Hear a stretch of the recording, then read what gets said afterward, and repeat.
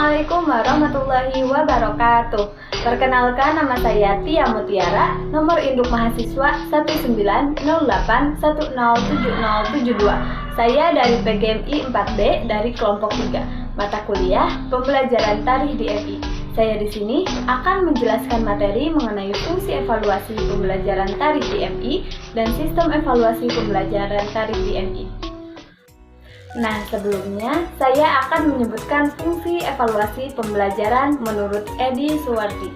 Yang pertama, dapat mengetahui taraf kesiapan peserta didik dalam menempuh pendidikan tertentu. Jadi, dengan adanya evaluasi, guru dapat mengetahui taraf kesiapan peserta didik untuk menerima pendidikan dan membawa pengaruh kepada hasil yang hendak dicapai. Kedua, sebagai alat untuk mengetahui seberapa jauh hasil yang telah dicapai dalam proses belajar mengajar yang telah dilaksanakan.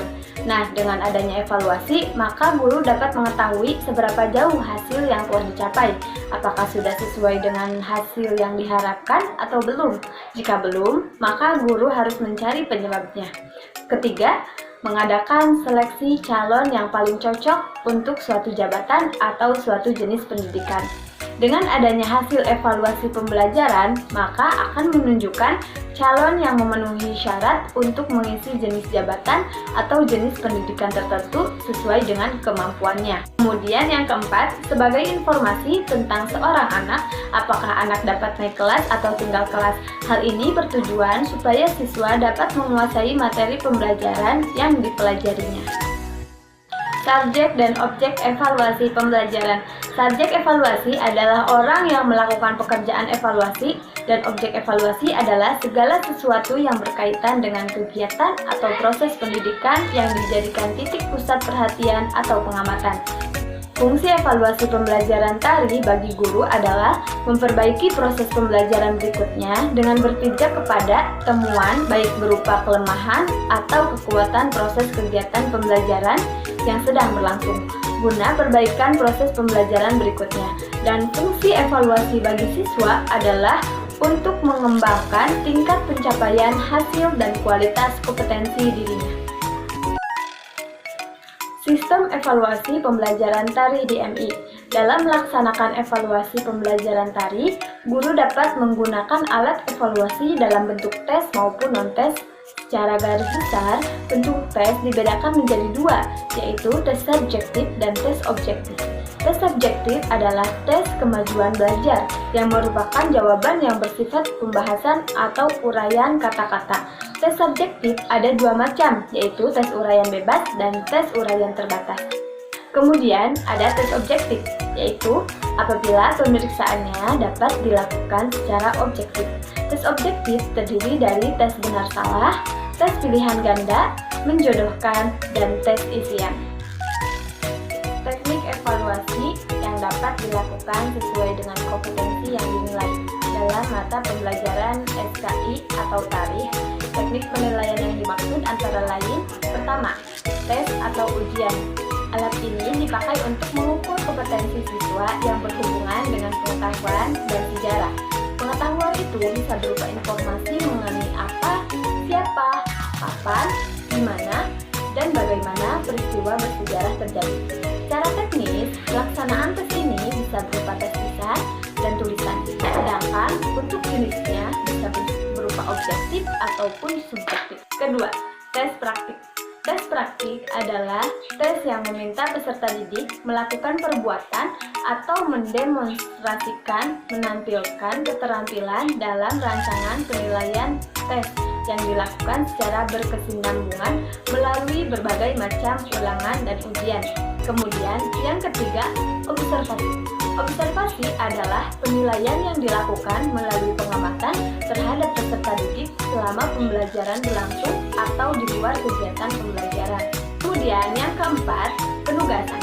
Penugasan adalah penilaian dengan cara pemberian tugas kepada peserta didik selama pembelajaran, baik secara perorangan maupun per kelompok. Kemudian yang kelima ada portofolio. Portofolio merupakan kumpulan dokumen dan karya-karya peserta dalam bidang tertentu yang diorganisasikan untuk mengetahui minat, perkembangan prestasi, dan kreativitas peserta didik.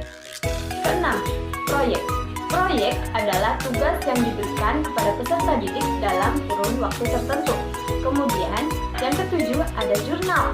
Jurnal merupakan catatan pendidik selama proses pembelajaran, berisi informasi hasil pengamatan terhadap kekuatan dan kelemahan peserta didik yang dipaparkan secara deskriptif. Kemudian yang terakhir, yang kedelapan, yaitu evaluasi diri. Evaluasi diri merupakan teknik penilaian dengan cara meminta peserta didik untuk menilai dirinya sendiri mengenai berbagai hal. Menurut Ana Sudijono, evaluasi dapat dilaksanakan tepat pada waktu yang diharapkan dan hasilnya tepat guna dan tepat arah. Hal tersebut perlu mengikuti langkah-langkah berikut ini, yaitu pertama, menyusun rencana evaluasi hasil belajar. Perencanaan evaluasi hasil belajar itu umumnya mencakup merumuskan tujuan dilaksanakannya evaluasi. Hal ini disebabkan evaluasi tanpa tujuan maka akan berjalan tanpa arah dan mengakibatkan evaluasi menjadi kehilangan arti dan fungsinya. Menetapkan aspek-aspek yang akan dievaluasi, misalnya aspek kognitif, afektif, atau psikomotorik. Memilih dan menentukan teknik yang akan dipergunakan dalam pelaksanaan tersebut. Menyusun alat-alat pengukur yang dipergunakan di dalam pengukuran dan penilaian hasil belajar peserta didik. Menentukan tolak ukur, norma, atau kriteria yang akan dijadikan pegangan atau patokan dalam memberikan interpretasi terhadap data hasil evaluasi. Menentukan frekuensi dari kegiatan evaluasi hasil belajar itu sendiri. Kedua, menghimpun data. Dalam evaluasi pembelajaran, wujud nyata dari kegiatan menghimpun data adalah melaksanakan pengukuran, misalnya dengan menyelenggarakan tes pembelajaran. 3. Melakukan verifikasi data. Verifikasi data adalah proses penyaringan data sebelum diolah lebih lanjut.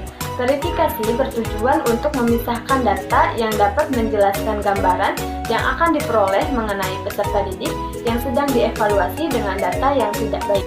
Keempat, mengolah dan menganalisis data. Mengolah dan menganalisis data bertujuan untuk memberikan makna terhadap data yang telah dihimpun.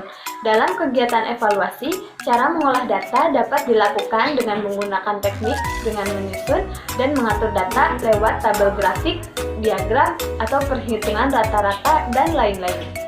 5. Memberikan interpretasi dan menarik kesimpulan. Interpretasi merupakan verbalisasi makna yang terkandung dalam data yang telah mengalami pengolahan dan penganalisisan. Atas dasar interpretasi tersebut akan ditemukan kesimpulan yang mengacu kepada tujuan dilaksanakan evaluasi tersebut. 6. Tindak lanjut hasil evaluasi.